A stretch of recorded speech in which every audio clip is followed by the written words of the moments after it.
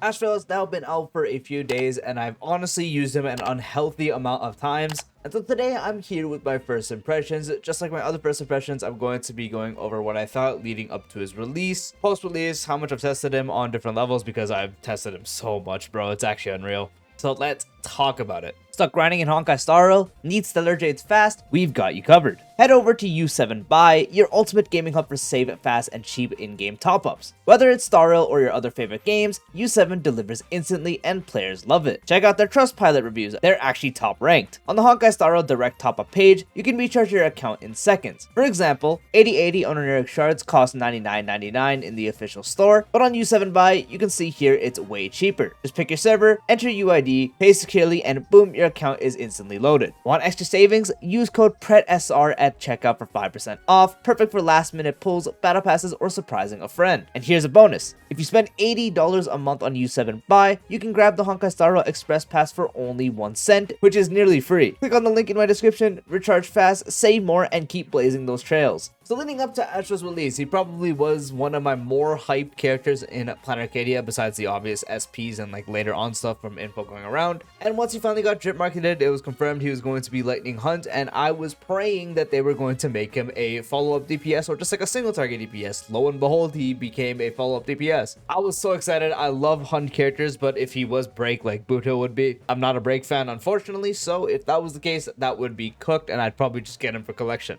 So we fast forward once info started going out, especially with V1 stuff. We'll talk about the bit of changes that happened from V1 to V3 because it did hit me hard too. But yeah, V1, we found out that he was going to play as a follow-up DPS, quote unquote was a sub DPS for the future, but then the whole thing in V1 was this guy was starting off to be like one of the best DPSs in the game. He had insanely high multipliers. His sub DPS was pretty clunky. He had a good amount of charges. His own turns actually did matter before the changes, since you would use a skill to give him another charge back, and then on a -1 he can get 2. So getting that extra charges back was very good. His ultimate didn't just refresh the whole thing like it does now. And yeah, he would ult once you get a good amount of gluttony stacks, and the damage was absolutely absurd. And it was really fun just watching stuff just blow up. Guy was doing so much at so little cost. That guy like pretty much had like 1 to 2 cost 0 cycles. Dude was absolutely cooking. The good players, once they did get their hands on him to be used in like private servers and stuff, we saw that this guy was going to be an absolute monster. And it was pretty certain that he was not going to be a sub DPS in that role, because you could run him on like the follow-up teams and stuff and as a sub DPS, but it was more clunky, and it was very obvious that you would just want to run him as a hyper carry because he just did so much as a hyper carry. But yeah, his V1 state, the dude was insane. People kept calling for nerfs, be like, oh, now you guys want power creep. I'm just going to say it, I hate waifu players, bro. When it's a guy that's super overpowered, suddenly it all becomes about power creep, but when it's a girl that's super overpowered, it's all fine, no one complains, and some even call for buffs. I'm not gonna say nothing though. Just know I hate people like that. Like, genuinely, if you're like that, please unsubscribe.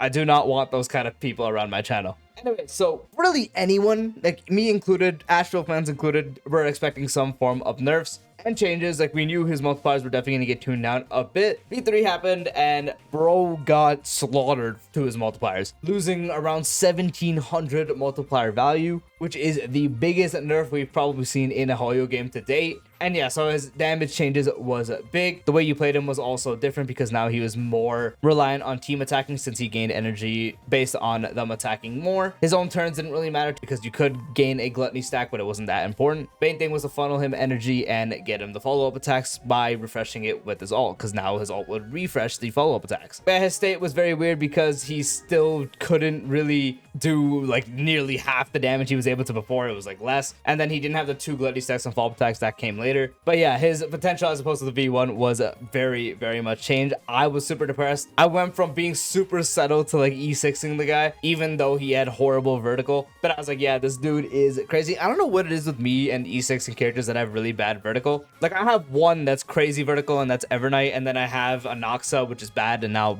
Ashveil, which we'll talk about in a bit, which is also bad. But yeah, the potential difference was insane. You did play him differently. You funneled energy to him instead. His own turns didn't really matter because he didn't get a charge off his skill anymore, so skill was pretty worthless. And yeah, it was really sad to test and watch other people use him, because you were so used to him just absolutely shredding these elite and bosses. and now suddenly he was like tickling them. It did take a bit for people to like kind of get out of the whole like nuking playstyle and then realize like, yeah, the whole point is to like funnel energy as much as you can, run characters that can attack and have good frequency. But by the time it's figured out, shortly after V4 happened, which actually did give him a really good change, which was the fact that they gave him 2 gluttony stacks on his follow-up attacks. Previously in V3 it was 1, but that extra gluttony stack you did get actually was very, very, very helpful. I was still like doom and gloom at that time, seeing my go from god to like pretty like whatever overall. It was pretty sad, but that extra gluttony stack actually did so much world different stuff. I still do wish they didn't go super hard on the multiplier nerfs. Like again, that amount that they did get was insane. Like maybe it could give them like 50 to 100 multiplier value back, of course not going near as what it was, but at least giving them to like around 50 to 100 back I think would be fair. Maybe like 50 on the other values and also just like 100 on the enhanced follow-up attack. And then I do also wish they gave him back the charge on his skill. It really just is weird that they decided to remove that. Another thing they removed was the fact that his damage dealt for follow-up attacks was changed from the team to just himself. If he's a sub DPS,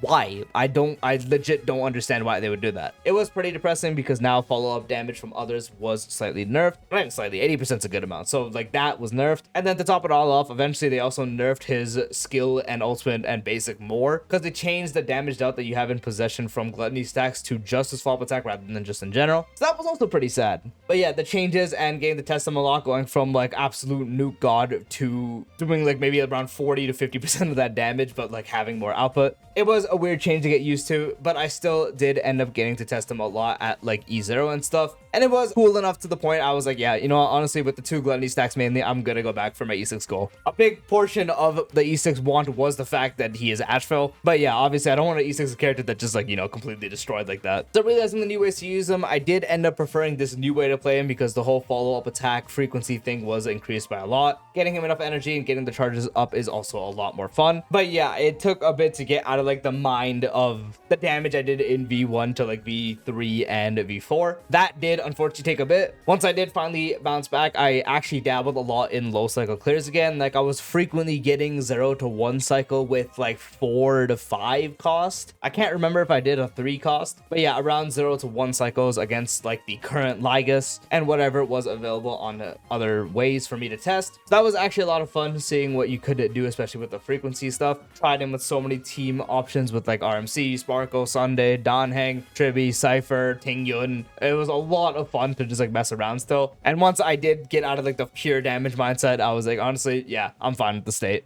I do have my gripes that we did talk about, but yeah. So that was like a big pre-release to the actual game. Like by here, I was like settled. Like this guy is like my second favorite unit to use probably from everything I've seen and all the stuff I was able to try. Was a roller coaster, but we finally got to the end where I did finally get to use him on my actual account. As you know from the stream, I went straight for E6 S5. So a lot of testing came through other means when it came to those low cycles I was talking about and also friend accounts and stuff. But yeah, I tested them a bunch at E0, E0S1, E2S1, and then E6S1, E6S5, which is what mine is currently at. E0S1 is completely fine. It is fun to use. On his teams playing properly, you can consistently get enough gluttony stacks. Still a bit tricky to get full hits sometimes, but it still does work. And he does cook. Again, I was telling you, I was like 0 to 1 cycling all the MOCs and stuff that I was able to do at around 4 to 5 costs, and he was performing good. And then eventually I got to try out stuff like E2, and E2 is actually a lot better of a jump than I thought. It lets you consistently get more gluttony stacks. I still don't really think it's like an modern E2 level, especially when we have stuff like Castra's Fine on Evernight E2s, and then some support dupes if you want to count those as well. I just don't feel like it's at that level. And then all his other dupes are pretty bad in comparison. Like the vulnerability on his E1 is pretty mid because his light cone gives it, a lot of his teammates give vulnerability, and vulnerability just in general is so easy to get a lot on. His E4 is just 40% attack, and then his E6 is all type res lower by just having bait on the field, which, you know, you can expect that on like any E6. And then up to 120% damage dealt, which is all right, I guess, but for an E6, that's honestly garbage. Again, the whole reason I went for E6 is just for the love of the character. If I were to go down to like E2, you'd probably see like pretty good numbers still that are not like super far off. But yeah, at E2 testing, guy was performing great as hyper carries. It was very consistent 0 cycles with even E0 supports. Once you got to like E1 and supports, and stuff like Anomaly was a joke as well. Dude was definitely putting in some crazy work. And it's so fun. Like, I just genuinely can't describe how much fun it was, especially after I got over like the whole like V1 situation. all the follow-up stuff and then just learning everything and discovering new stuff you could do with like some weird redirect tech with My Day, trying him on some whack teams with Acheron. The stuff you could just do with this guy, even at E0, but like especially with like E1, E2, it just was so fun. Like he performs great as a main DPS, he performs pretty good as a sub DPS. Unfortunately, his follow-up team with Fei Xiao is just dated for the fact that Fei Xiao herself is a dated unit. She was released a long time ago now, so we are going to be needing a future team for him to actually function on for his full potential as a quote-unquote sub DPS, and we're just gonna hope that that team does do him good justice. But yeah, outside of that, when it comes to mainly looking at his hyper carry potential, it is just really solid all around. And I do like that he has a good amount of freedom with his supports. Again, you can use RMC, Sunday Sparkle, you can even use Bronya, kind of RMC, Ting Yun, even stuff like Payless, Silver Wolf. There's just so many team options with this guy. If they have decent buffs for him, mainly like attack related even, and then also having some attack frequency, especially,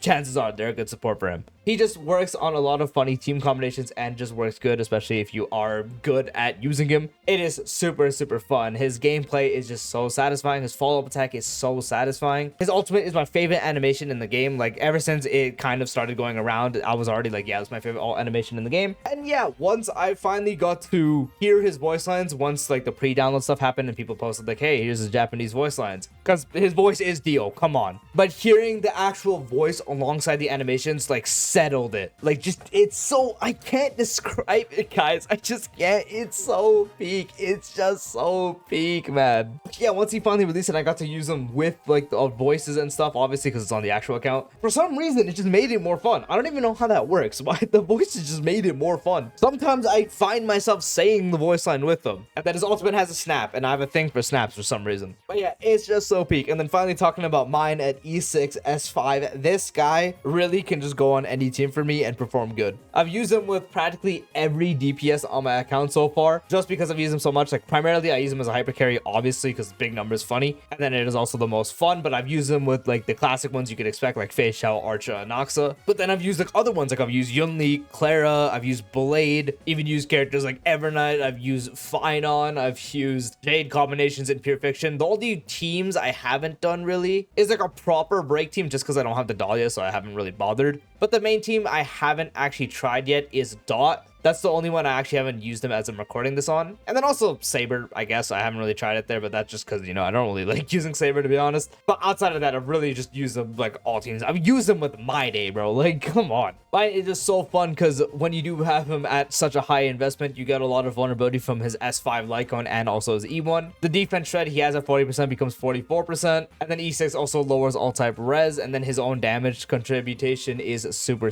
high. It's high even if he has no one really buffing him, but if you do have some form of AoE buffs, be it just someone like Ruan Mei, Tribi especially, debuffs from Sparkle, stuff from Cypher, if you have characters to amp his damage, then that guy practically just becomes a solo wheelchair. It's just insane to slot him in anywhere. And it's so fun. Like, when I tell you guys, I can't describe how much fun I have. I legit can't. Saying it right now, Ashveil at this level, and just in general, I guess, especially now that, I don't know, something about the voice line just made it more fun. Ashveil is my new favorite character in the game to use. It was Anaxa ever since he released, but now I have to give it to Ashveil. For some reason, just slotting him into teams just feels better. Like, I did the same thing with Anaxa, and I still do it with Anaxa. Anaxa, still love using that guy, but I think I have more fun with Ashveil. But hey, I can just use them together, and then you got peak x peak, you know? But yeah, Ashveil is honestly my new favorite character in the game by far. So as you can tell, my first impressions, I am so glad that I ended up liking him as much as I did. I'm glad I finally got over the V1 stuff, and I'm glad that people found out ways to make him look just as good when it comes to output, rather than just big damage, because I do agree, I do prefer this new way to play him rather than the other one where it's just big numbers, but that big numbers is what made him super good and being able to do all the stuff, which he can't really do anymore, but he still does do at least close enough points to where it's not like he's super broken anymore. So it is unfortunate. There is definitely some stuff that I do wish he still had, like again the skill charge back. I wish his follow-up attack for the team still applied. I wish his damage dealt was still applying to his skill and ultimate, and then I do wish he got a bit more multiplier stuff back, since the amount he lost is just absurd again. But yeah, as you can tell, overall first impressions, my new favorite unit in the game. I love using this guy. Expect to see him in like all my videos, honestly. Cannot wait to use future DPSs and stuff with him as well. But that does bring this video to a close. That is my first impressions on Ashveil. Comment down below if you guys pulled him and if if you guys are enjoying him as much as I am. I'm gonna be honest with you guys, none of you are enjoying him as much as I am. I'm sorry, I had to say it. No one is. The level of enjoyment is just unimaginable. But yeah, comment down below if you are at least enjoying him. If you found this video enjoyable to watch, drop a like, we greatly appreciated. If you're new to the channel or haven't done so already, be sure to subscribe and turn on the bell for future videos like this, along with all other types of style content. And I'll see you later. Peace out.